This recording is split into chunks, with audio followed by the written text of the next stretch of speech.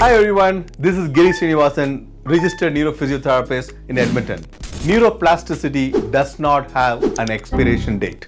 That's right, the brain does not stop learning just because a few months have passed. But somehow this idea persists in the community and also in some healthcare practitioners. You probably heard it. Recovery after stroke plateaus after 6 months or 2 years. Don't expect much beyond the first year. Rehab won't help now. I've been treating neuro patients for the last 28 years and I can tell you that narrative is a flat out wrong. It's not what the science says and it's definitely not what I see in the clinic. Patients keep changing, brains keep adapting, progress does keep happening. So, when recovery stalls, the question we really need to ask is, has the patient plateaued or has the treatment plateaued? Look, I get it. In the world of quick fixes, short funding windows, and pressure to deliver rapid results, it's easy to fall into the plateau trap.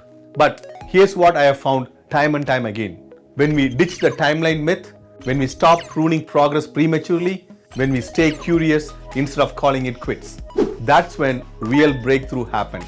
I've seen patients make remarkable gains 2, 3, even 10 years post-stroke and other neurological conditions. Not because we had some magic wand or something like that, but because someone, a therapist, a neurologist, a rehab team, or a caregiver refused to give up too early. They tried something new. They adapted the plan. They looked for small signs of change and they celebrated them.